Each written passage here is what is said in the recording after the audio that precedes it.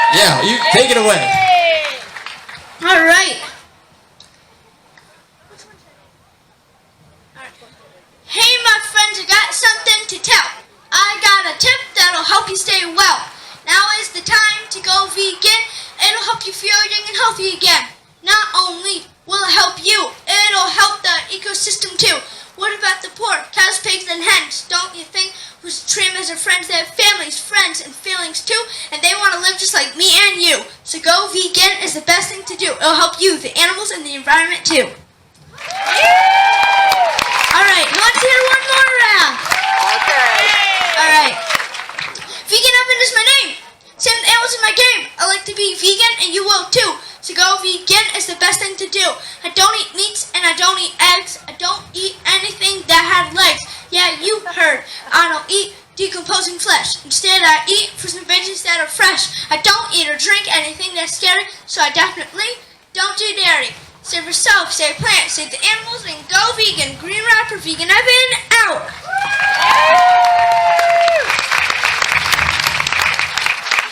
All right, Evan, come on up here. I wonder when he's going to come out of his I don't know if you guys know, but at our nonprofit, plantbaseddiet.org, Vegan Evan is our youth ambassador of our nonprofit. So a lot of the people you've seen up here today have affiliations with our organization, like Justin and Brad, who you saw. They're both co-chairs of animal rights for our organization. And then Marcus Watts, who you will see after Dr. Greger. He's our head of health and fitness. He's really, if you guys know Marcus, you can't miss him. He's 6'8", I think, former pro basketball player. So he'll be up here talking about all kinds of stuff. One time he asked me what's up, and I said, "You're way up." Yeah. And then also we have Dr. Ron Canals. He's up here. He is 82 years old. And Evan, of course, is going to introduce him. So that's 70. Wait, what? We did the math before. What was that? 80. 73 years difference between the two of you? Yes. And Dr. Ron he just started his speaking career at age 80. So just a reminder that you're never too old to start something. And Dr. Ron has a very important talk this afternoon about Alzheimer's and the relationship between lifestyle, of course, plant-based eating, and how that may or may not manifest. And we have one more. Dr. Greger's up. If you haven't seen Dr. Greger's over here, and I think it's time for him to be up here, right? All right. So, right now, we're going to have an awesome, outstanding Dr. Greger. Dr. Michael Greger, best-selling author. All right, here he is. Make sure to get his books. They're at the plantbaseddiet.org booth. Hello.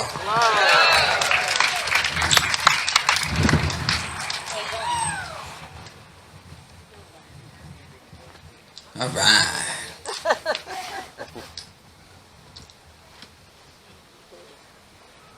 Got a clicker in here somewhere. Ta-da!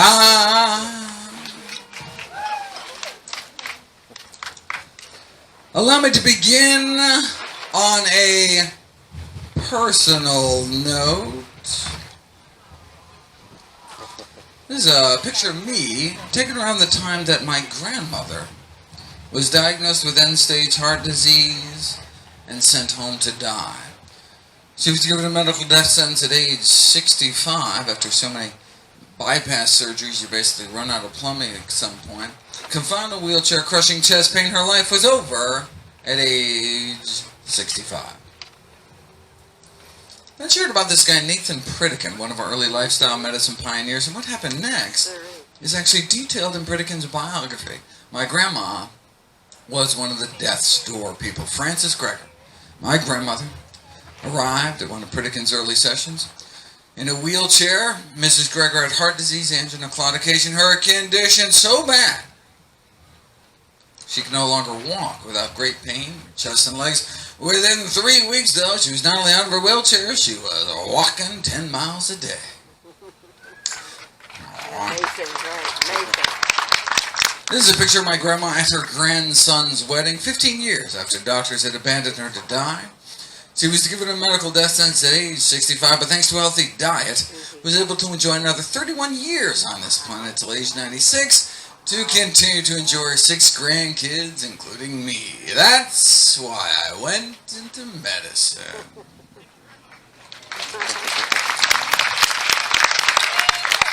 And that's why I wrote How Not to Die. That's why all the proceeds from all my books are all donated to charity. I just wanted to do for everyone's family what Pritikin did for my family.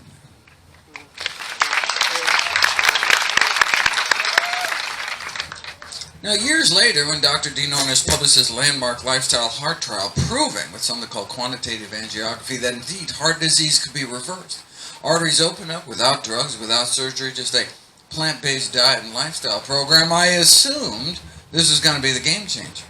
I mean, my family had seen it with their own eyes, but here it was, in black and white, published in some of the most prestigious medical journals in the world, yet nothing happened. I said, wait a second. If effectively the cure to our #1 killer could get lost down some rabbit hole and ignored, what else might there be in the medical literature that could help my patients, but just didn't have a corporate budget driving its promotion? Well, I made it my life's mission to find out. For those of you who aren't familiar with my work, every year I read through every issue of every English language nutrition journal in the world, so busy folks like you don't have to. Very nice. I then compile the most interesting, most groundbreaking, most practical findings to new videos and articles I upload every day to my nonprofit site, nutritionfacts.org. Everything on the website is free. There are no ads, no corporate sponsorship, strictly non-commercial, not selling anything, just put it up as a public service, as a labor of love, as a tribute to my grandmother. New videos and articles nearly every day on the latest in evidence-based nutrition. What a concept.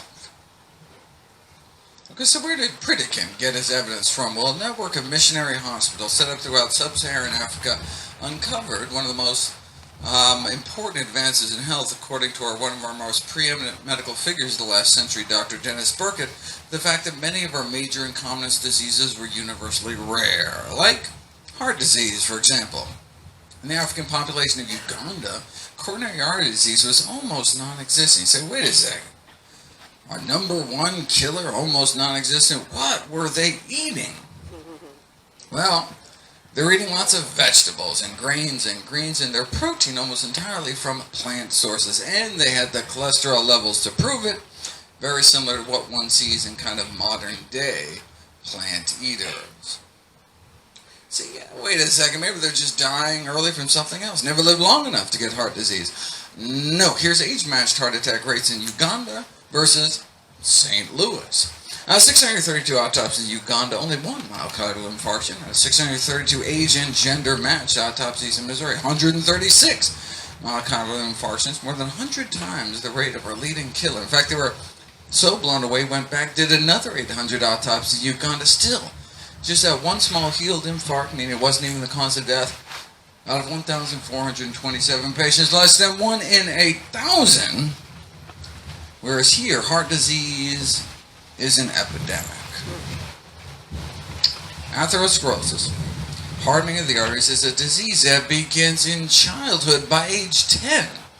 Nearly all kids raised on the standard American diet already has what are called fatty streaks building inside their arteries. That's the first stage of the disease. These streaks then turn into plaques in our 20s, get worse in our 30s, and then can start killing us all.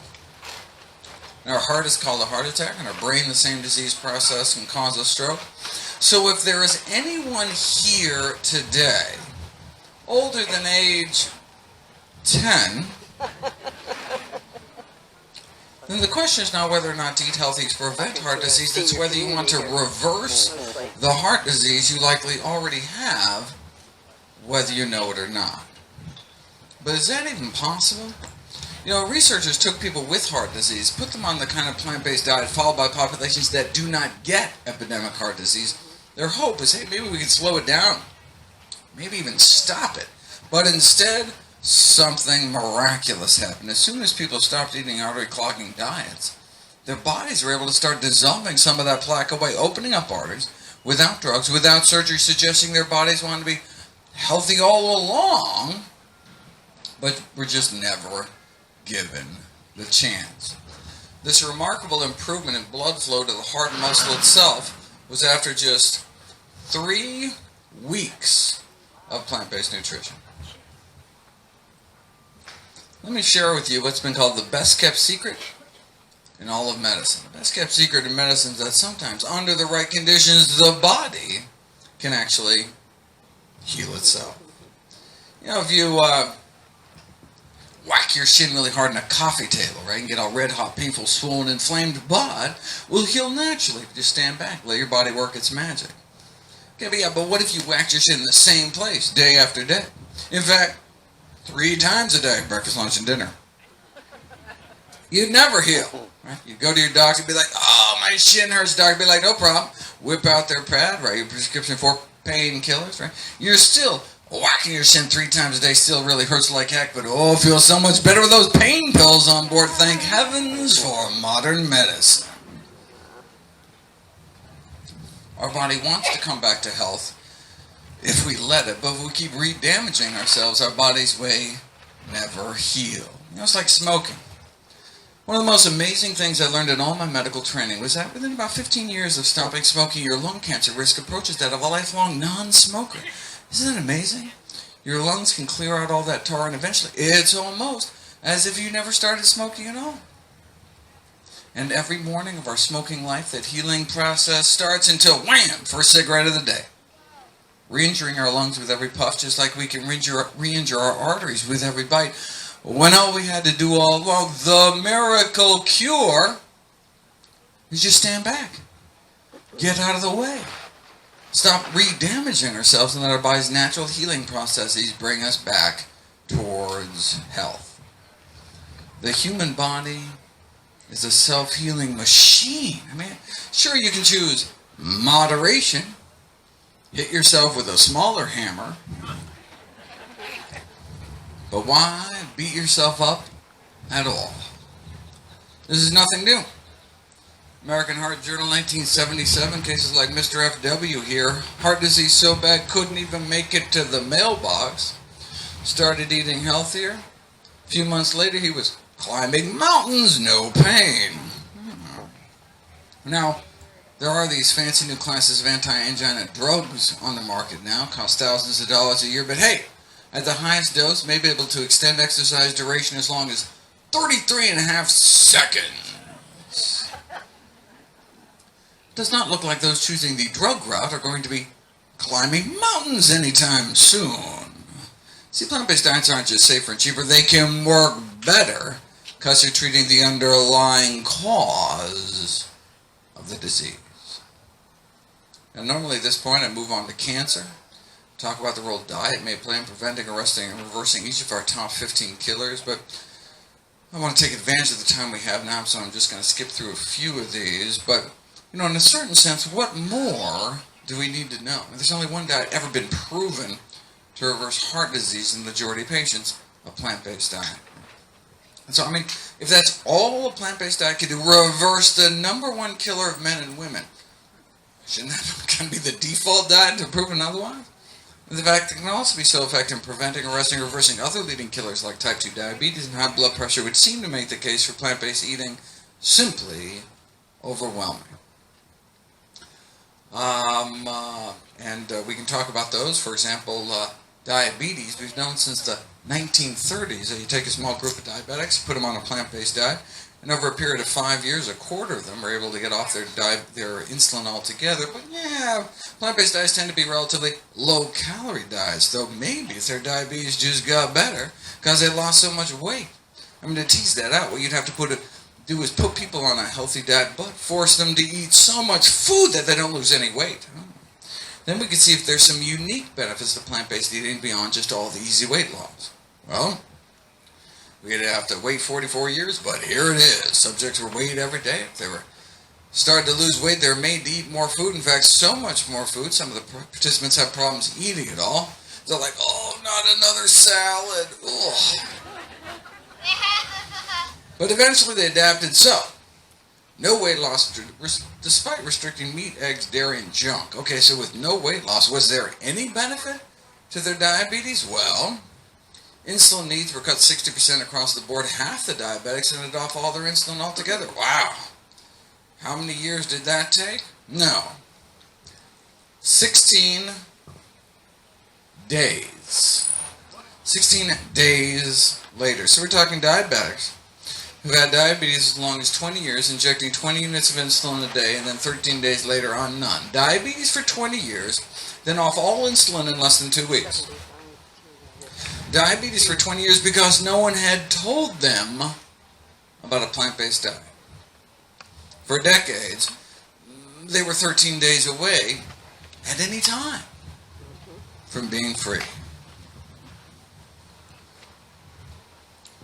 Here's participant number 15, 32 units of insulin on the controlled diet, then 18 days later on none. Lower blood sugars on 32 units less insulin. That's the power of plants. And remember, this was with zero weight loss. His body just started working that much better, provided with the proper fuel. And what are the side effects? Oh, how about cholesterol dropping like a rock to under 150 on average, making them effectively, heart attack proof as a little bonus. So, just like asking our patients to make moderate changes in diet will only net you modest benefits in terms of cholesterol reduction. How moderate do you want your diabetes? Everything in moderation is a truer statement than many people realize. Asking diabetic patients to make moderate changes in diet can leave them with moderate blindness, moderate kidney failure, moderate amputation, maybe just a few toes or something. Moderation in all things is not necessarily a good thing.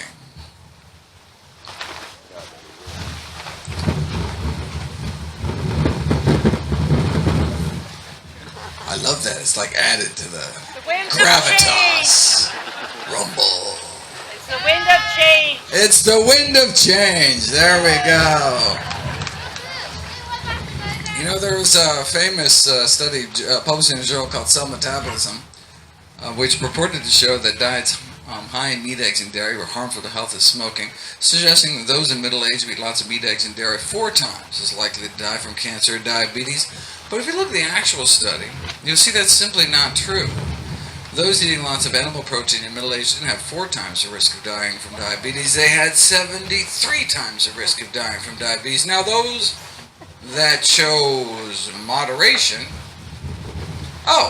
they just had 23 times the risk of death from diabetes.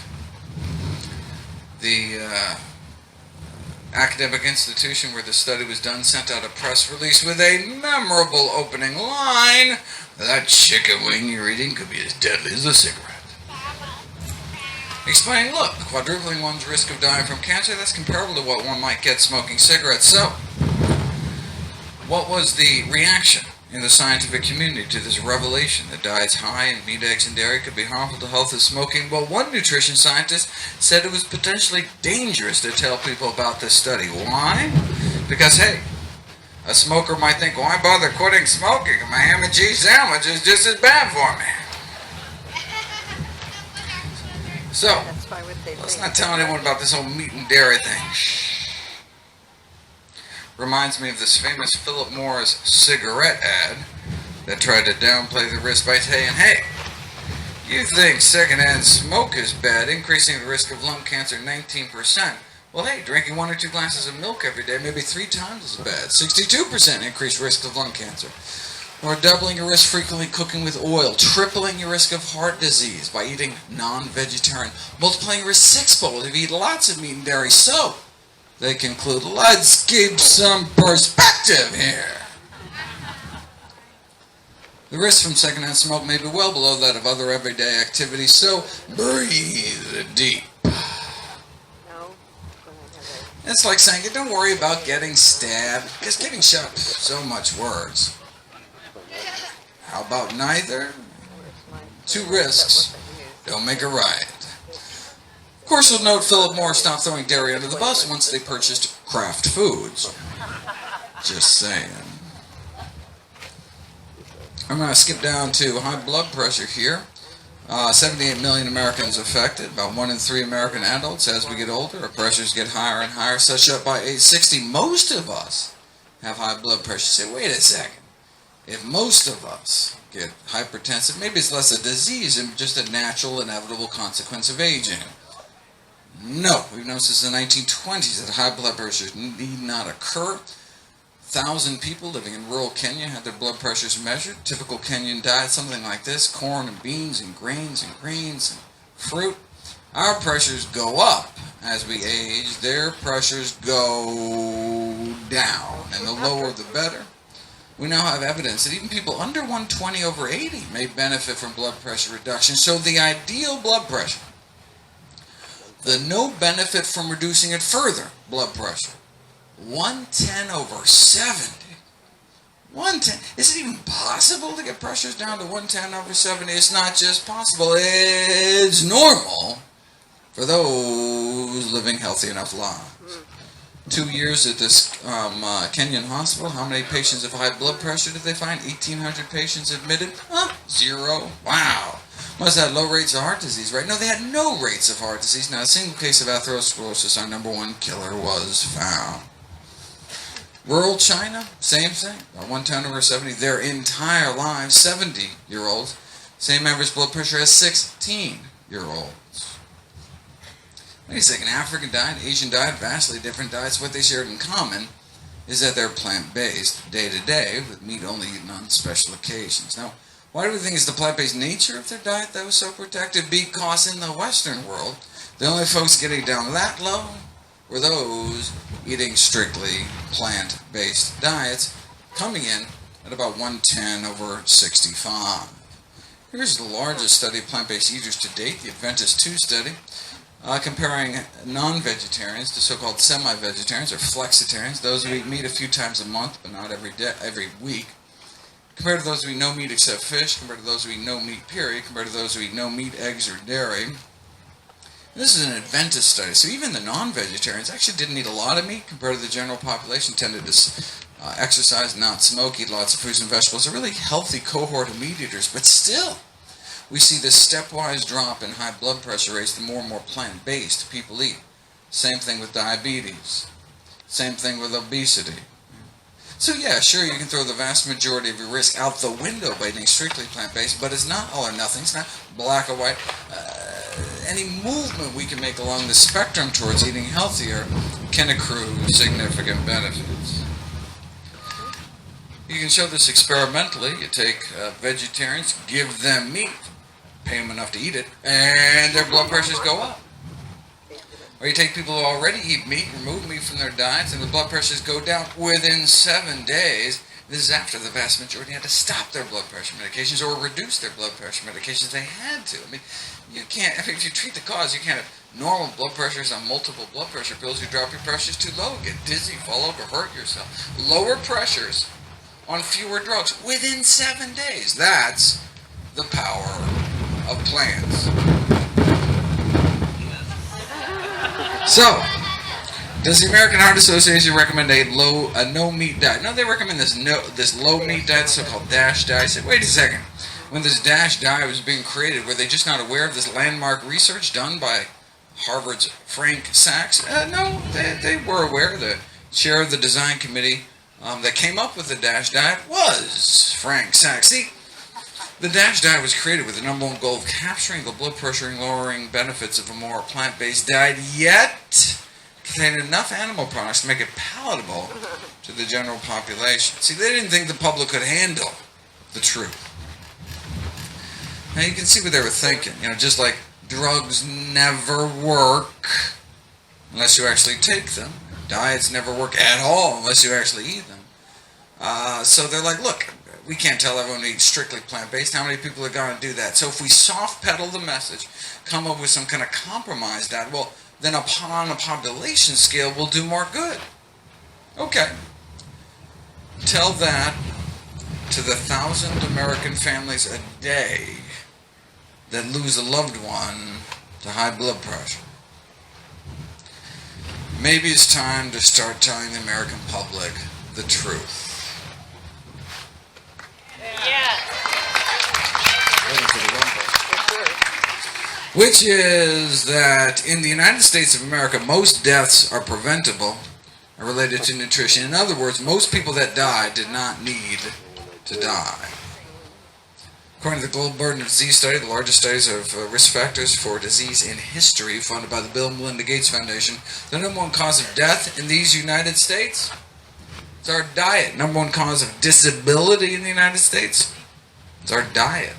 Now bumping tobacco smoking to number 2, cigarettes now only kill about 500,000 Americans every year, whereas our diet kills many more. So, if most deaths are preventable and related to nutrition, if it's the number one cause of death and disability, well then, obviously, it's the number one thing taught in medical school, right?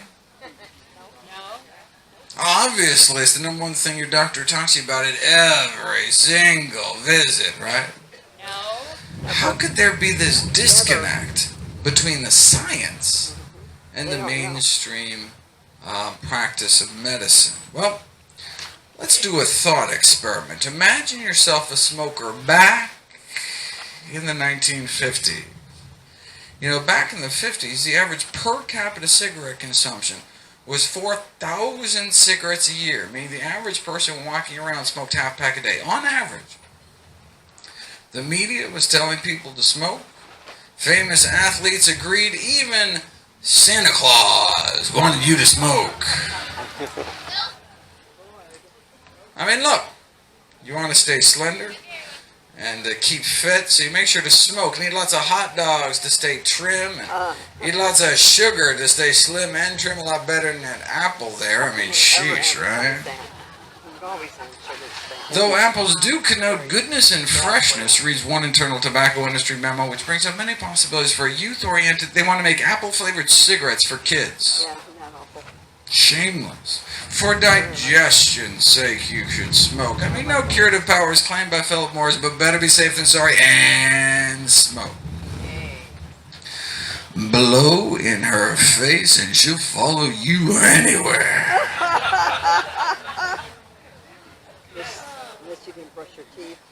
No woman ever says no. They're so round, so firm, so fully packed.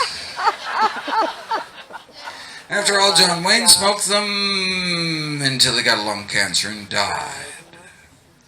You know, back then, even the paleo folks were smoking. And so were the doctors. Now, this is not to say there wasn't controversy within the medical profession. Sure, some doctors smoked Camels, but others preferred Luckies. There was a little disagreement there. The leader of the U.S. Senate agreed. Who wouldn't want to give their throat a vacation? Not a single case of throat irritation. How could there be when cigarettes are just as pure as the water you drink? Maybe up in Flint, Michigan or something. But don't worry, if your throat does get a little irritated, your doctor can just write you a prescription for cigarettes. This is in the Journal of the American Medical Association. So when the AMA is on record saying smoking on balance is good for you, not just neutral, but good for you, where could you turn back then if you just wanted the facts? What's the new data advanced by science? Well, she was too tired for fun, and then she smoked her Camel. Babe Ruth spoke of proof positive medical science, that is when he still could speak, before he died of throat cancer. If by some miracle back then there was some kind of smokingfacts.org website that could deliver the science directly, bypassing commercially corruptible institutional filters, you would have become aware of studies like this. This is an Adventist study out of California, published in 1958, showing that non-smokers had at least 90% less lung cancer than smokers. This wasn't the first. When famed surgeon Michael DeBakey was asked by studies back in the 30s linking lung cancer and smoking were simply ignored off the face of the earth, he had to remind people what it was like back then. We were a smoking society. It was in the movies, on airplanes, medical meetings where one heavy haze of smoke. Smoking was, in a word, normal. So, back to our thought experiment here. If you're a smoker in the 50s in the know, what do you do? I mean, with access to the science, you realize the best available balance of evidence suggests your smoking habit not so good for you. So do you change?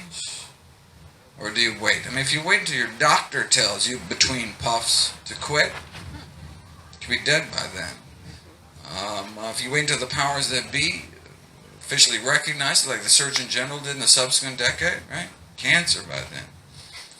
It took more than 7,000 studies on the deaths of countless smokers before the first Surgeon General's report against smoking came out. You'd think maybe after the first 6,000 studies could give people a little heads up or something. Powerful industry.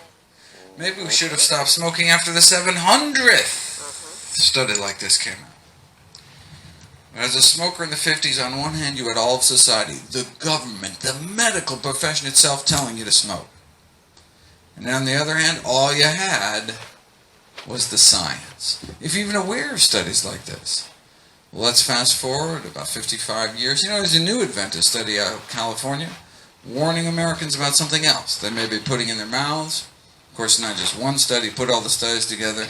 Death from all causes put together, many of our dreaded diseases significantly lower among those eating more plant-based. So, instead of someone going along with America's smoking habits in the 1950s, imagine you or someone you know going along with America's eating habits today.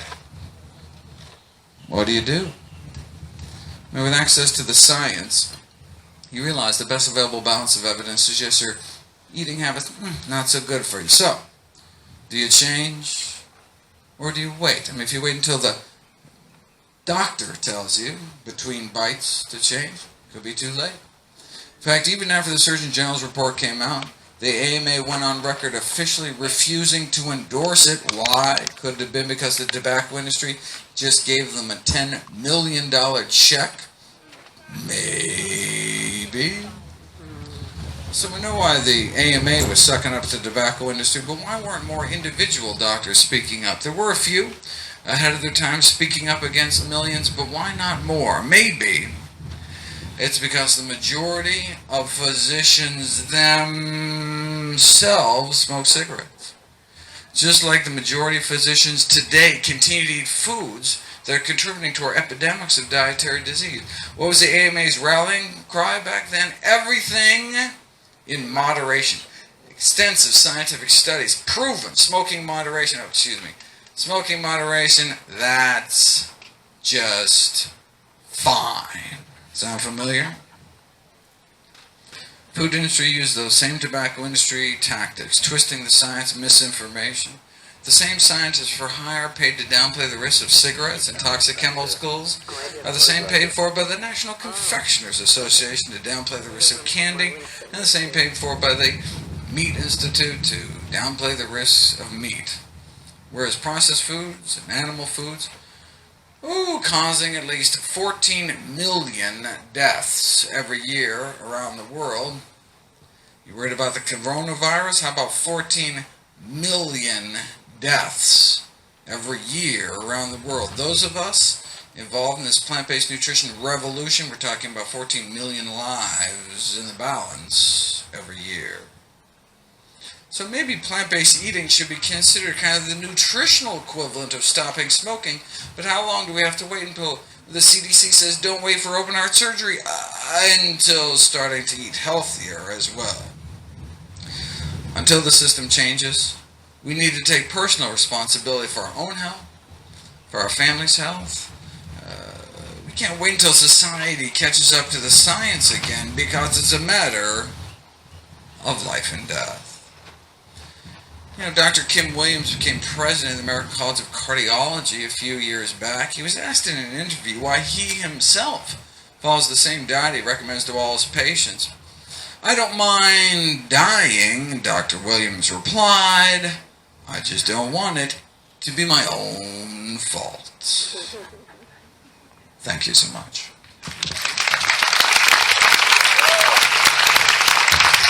Do we have any questions? I got a microphone. Question for Dr. Greger? Just raise your hand. Yeah. I saw one of your video podcasts and you talked about nuts and nut butter. I make my own nut butter. Is it still bad for me to eat? Yes, no? Depends if you bring me some. No, so I never said nut butters were bad. I said they're bad if you're trying to lose weight. right? So one of the differences between how not to die and how not to diet. So wait a second, they're both advocating a plant-based diet,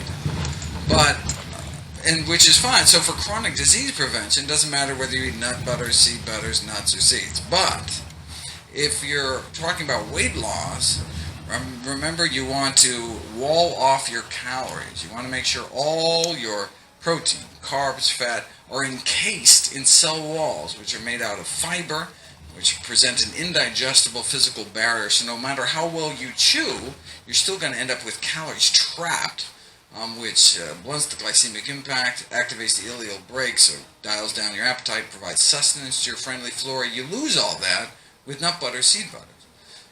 And so for optimal weight loss, I encourage people to wall off their calories. I'm concerned about omega-3 and EPA, DHA. Do I need to take that? And how do I take it if I do? So there are, so omega-3 fats are essential fats, meaning we can't make them. We have to get them into our diet. And so there are these short-chain omega-3 fatty acids called alpha-linolenic acid, which is found in walnuts and flax seeds and chia seeds. And one of the reasons I encourage people to eat a tablespoon of ground flax seeds every day.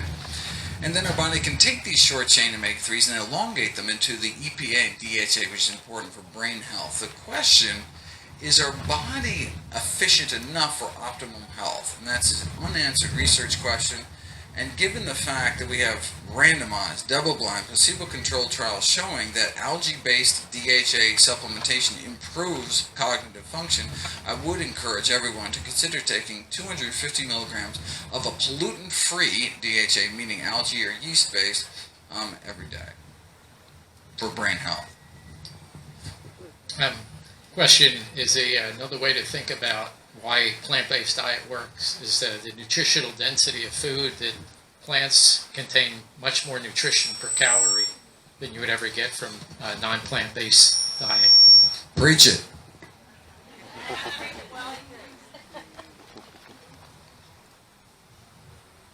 Thank you.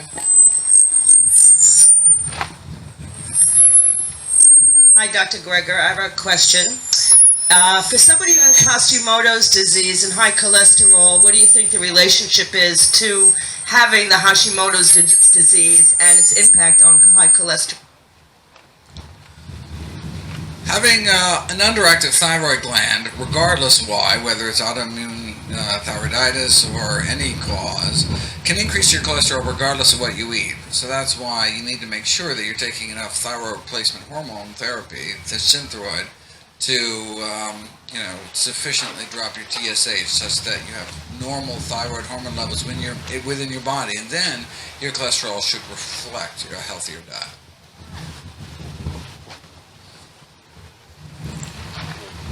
Can you talk about milk and children and brain development? So if a mother is choosing not to breastfeed, which is an animal fat, what are your recommendations? Oh, if a woman doesn't want to breastfeed, she should breastfeed.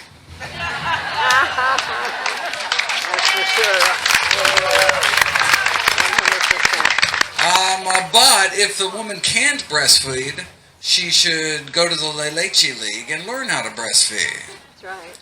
And if she still can't, then then there's breast banks, human milk breast banks. So for women who are expressing excess milk, they take it, they bottle it, and then they share it in their communities with women that can't. There's no substitute for human breast milk for a human baby. But in terms of children growing up, of course, they don't. After weaning, there's no reason for any species to have any kind of milk, and then it's kind of weird that we then not only drink milk in adulthood, right? Milk is for babies. But that we drink milk from another species. And may be one of the reasons why, for example, men who drink dairy milk have high rates of prostate cancer, right? Because the milk by definition is this hormonal stool of growth factors to put a few hundred pounds on a baby calf in a matter of months. And so no wonder we have higher levels like IGF-1, these growth factors in our body, No wonder they may increase the growth of any latent tumors within the body. So I encourage all children to be raised with zero exposure to meat and dairy, just like Benjamin Spock did, the most preeminent pediatrician of all time, in the 7th edition of his famous Child and Baby Care, the one he wrote in his 90s, the last edition he wrote before he died. He recommended all children be raised no dairy, no meat, and that's because he could see the childhood obesity epidemic, see what all the grandparents were dying from. No need for milk unless you're a cow. I hate to eat leafy greens. Is that okay if I put them in my smoothie? You may absolutely put them in your smoothie, however you get them in your body. That's all I care about. Although orally would be the primary.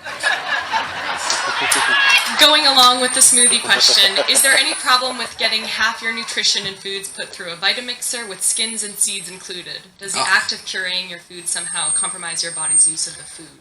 No, it actually improves the absorption because you're breaking up all those cell walls. The only concern is speed of absorption. So you want to sip that smoothie at the same rate it would take you to eat all those fruits and vegetables. So you take a big Vitamix full of fruits and vegetables. Oh my God, it would take me like an hour to eat all that. Well, then sip your smoothie over an hour. Thin straw, thick smoothie, suck really hard, make it last.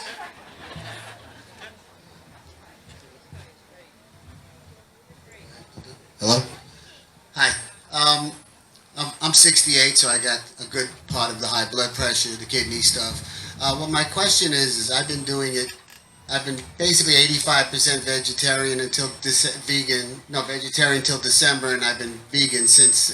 And I've been Fantastic. Yeah, and I'm waiting for my blood pressure to come down. I took one pill away. I take a lot. What you had it up there within a week or two. You know, I'm still in the 140s, 150s. I spike on anxiety levels. You know, when I have anxiety. But I'm trying to get rid of my basket of pills. So most important thing is to drop your sodium intake, right? So just because you're eating plant-based doesn't mean you're not eating processed foods and things that have high sodium, and adding salt in the dining room and kitchen table, fantastic.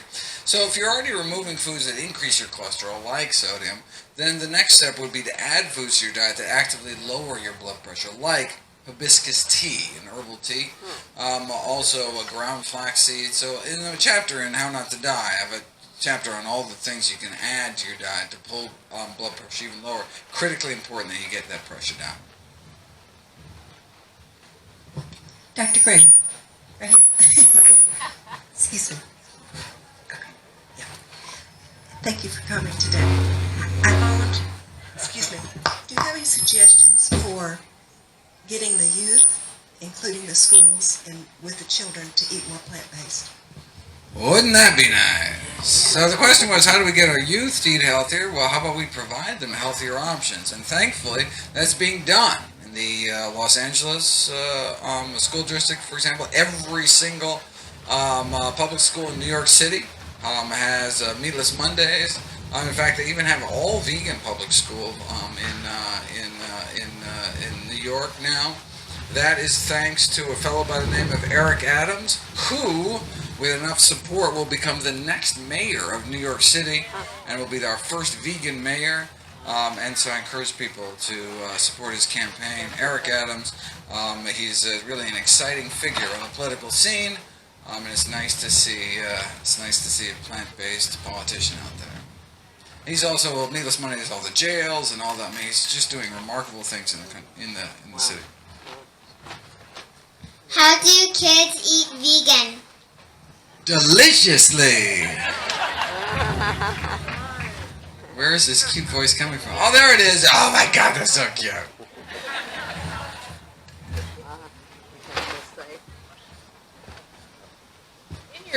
In your book, How Not to Diet, you talk about 4 legumes and everything for breakfast that you put together.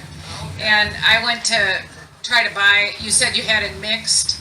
I went and it was like $60 to buy the different things. So I wonder, where do you get that it's all mixed? The beluga legumes?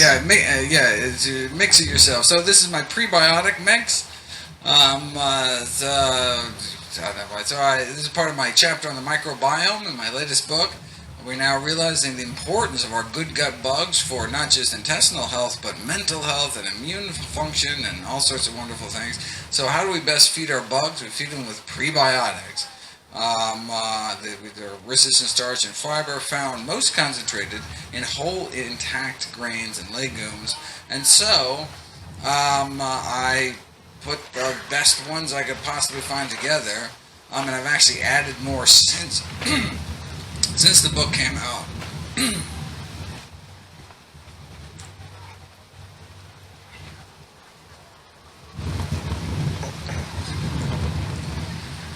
So, the acronym is getting longer and longer, but we want beluga lentils, also known as black lentils, barley, purple barley if you can get it. This is called hulless barley, so it's not pearled barley.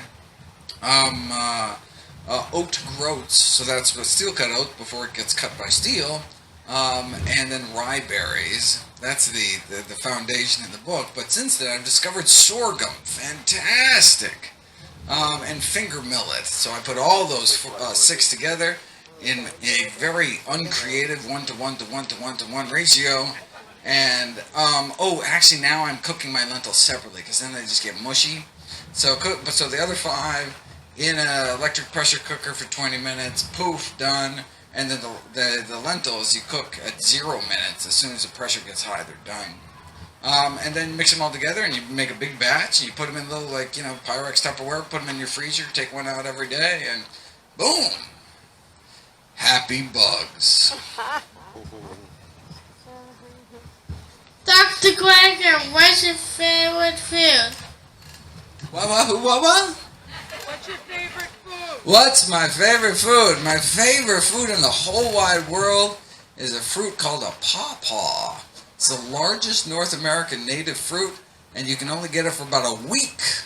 And it's not sold commercially because it bruises very easily. It's like a tropical mango banana custard kind of thing. It's amazing. And there are pawpaw festivals, and it's sold at farmers markets, of course, unless I get there first. Where? So it's throughout the kind of mid-Atlantic region. And so that's a great time to take vacation to the east side of the country so you can stuff yourself with pawpaws. Believe me, you will thank me. Doctor, what's the best source since get vitamin B12? The best source of vitamin. So I encourage people to take 2,000 micrograms of cyanocobalamin once a week, or 50 micrograms of cyanocobalamin once a day, or if you're over age 65, 1,000 micrograms of cyanocobalamin, which is a type of B12, every single day. And the question is, well, what kind of brand do you get? I would encourage people to get a USP certified brand, and all that means is that there's a third-party tester that tests bottles and makes sure that what's on the label is what's actually in the bottles. You say, well, that's kind of basic. You don't know how poorly the supplement industry is regulated. I have a lot of videos saying that so many supplements actually bear no resemblance whatsoever to what's on the label. It's the Wild West when it comes to supplementation. So that's why any supplement you get, you're looking for USB certification to make sure. So there's one brand called Nature's Made, Kirkland Signature, also has some USP certified. It'll just say USP with a little shield on the actual bottle itself. Thank you. You're welcome. As long as you're talking about vitamins, do you have any recommendations for K2? Eat your greens, and your good gut bugs will turn K1 to K2 and vice versa.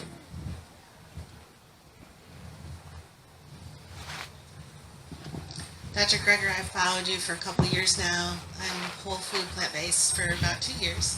I'm no longer diabetic. Fantastic. And I'm off my cholesterol. Well, Great. I'm off most of my cholesterol, but my triglycerides are really stubborn. Do you have any insight on that? Yep, deflour your diet with the exception of pasta. So we really, when we powder grains, even 100% whole grains, the calories are just absorbed too quickly, and you get a burst in triglycerides. That's why we drink our smoothies slow. is because if you drink your smoothies fast, you can bump your triglycerides up. Dr. Greger, your website, nutritionfacts.org, talks about optimal nutrition. Do you have any resources on optimal exercise? I do. I have videos on exercise on nutritionfacts.org, and I have both chapters in both of my books on exercise. And ideally, we should get 90 minutes of moderate exercise every day, 7 days a week. Hi, Dr. Greger. How are you? Good, thank you. Just want to thank you for helping change my life. It's been awesome. Happy to see you. I wanted to ask you a little bit about omega-3s. People in my family take fish oil, and I try to explain maybe doing flaxseed. Could you talk a little bit about how many or how much we should have per day? That was the first question. But that's fine. 250 milligrams of pollutant-free DHA, so algae or yeast-based, probably a good idea. Hi, Dr. Greger. Hello! So I just had a quick question. A lot of the data that you were providing on plant-based diets, how much of that is only better off if you use organic produce? That's a great question. So here I am telling people to eat lots of fruits and vegetables, but I mean, does it need to be organic? What about the pesticides? Well, I talk about a modeling study in How Not to Die that suggests that if half of Americans ate a single more serving of fruits or vegetables every day, every year we would prevent 20,000 cases of cancer. That's how powerful produce is. But because they're talking about conventional produce, pesticide-laden produce, the additional pesticide burden on the American population, if they did that, would cause 10 cancer cases. So overall, we would just prevent 19,990 cases of cancer. That gives you a sense of the tremendous benefit of fruits and vegetables versus the tiny bump in risk. So wait a second, why accept any risk at all? Get all benefits, no risk by choosing organic. Fantastic. But we should never let concern over pesticides prevent us from stuffing our face with as many fruits and vegetables as possible. Thank you so much, everyone.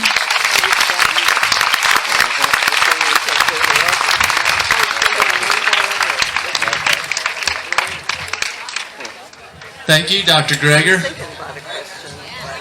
Well, I want to thank everybody for turning out here today. We've got a great afternoon for you. It's just starting. I know Marcus Watts is going to be here in a second, and we've got Dr. Delaney. We'll get the rest of the schedule up here in a few minutes. And there's plenty of food to eat, and Vegan Evan's coming up here to say a few more words. I got a microphone right here, Vegan Evan. 9-year-old Vegan Evan, here he is. What's your shirt say? Please go vegan so I can have a future. Yeah, I made this shirt. You did? Yes.